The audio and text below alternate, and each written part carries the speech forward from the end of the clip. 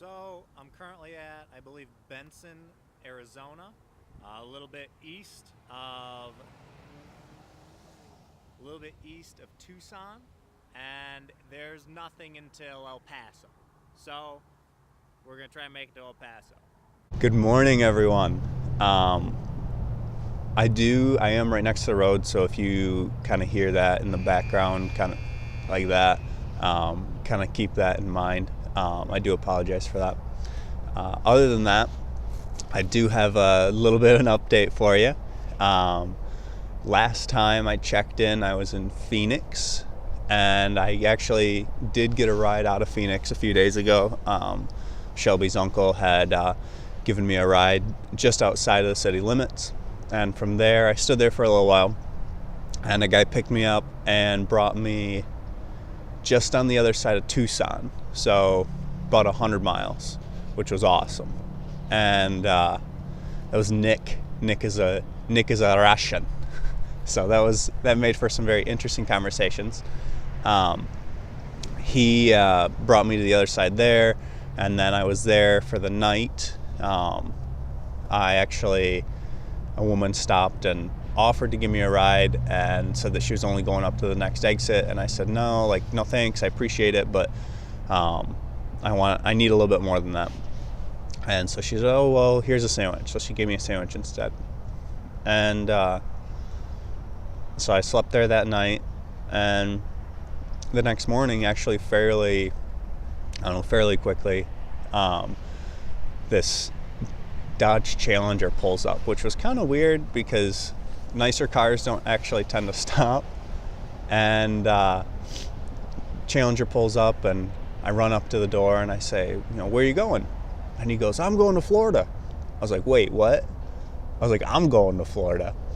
And so I was like, so am I. And he was like, all right, get in, let's go together.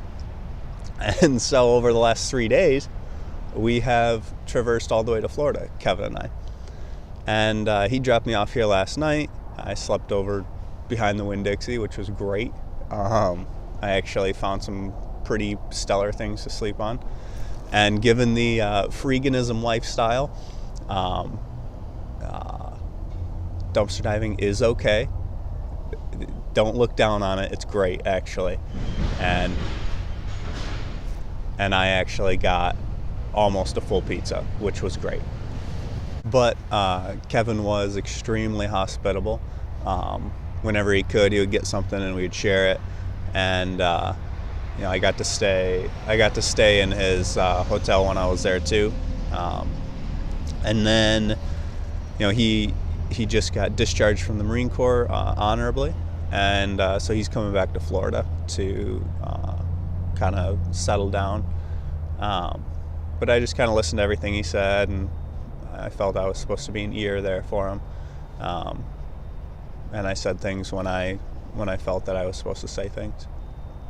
But it was quite the ride. Quite a few things happened. I won't necessarily share them all, but just like before, if you're extremely interested in what those things were, I'd be happy to share them with you if you personal message me. If you have any questions about that ride that you think I could share, go ahead and drop a comment. I'll answer those. Other than that, I do have two quick things I wanted to talk about, other than my update, because I wanted to make sure everybody knew where I was at, what was happening, how crazy it was that somehow I got a ride all the way from the other side of Texas to Daytona. I'm almost to Daytona. So, but I do want to talk about the idea that when you're called to do something spiritually, and even not, if you feel that you're called to do something that you really love, sometimes people aren't going to understand that, and that's okay. When it comes to doing it spiritually, especially, if you're doing it and you're doing it right, somebody's going to hate you. That's almost a given, and I had never experienced that in my life, and I had a little bit of an instance of that, where it was I just had a bunch of negative barrage about what I'm doing and how I'm doing it, and it was kind of hard for me, but at the same time, the whole time I was praying about it, and I was like, give me patience, give me the words that I'm supposed to use, and it became very, very much easier to do. And I can only imagine that I was able to deal with that situation because of the fact that I had best man on my right shoulder. I guess that's my left. Whatever. But yeah, I did have a negative experience where just recently where that happened, but you stick to your guns because they're not your guns, they're God's, I guess. And then on top of that, I wanted to say that I firmly believe that you should dream so big that how does it go? Dream so big that you're afraid to tell small-minded people. So there are some people in my life who know exactly what my goal is when it comes to this channel and to my life, and that's because I feel that they can fully support me in that. There are people that I only tell a little bit to because I don't think that they can comprehend it all, and that's okay. Everybody's going to support you in a little bit different way, or maybe not support you at all. But just remember that if you keep your dreams to yourself to an extent, you'll actually achieve them better. But then if you tell just the right amount of people and the right quality of people, that you'll be able to achieve those even more. I would say that's all I really have to say today. Is I'm in Florida, about halfway down.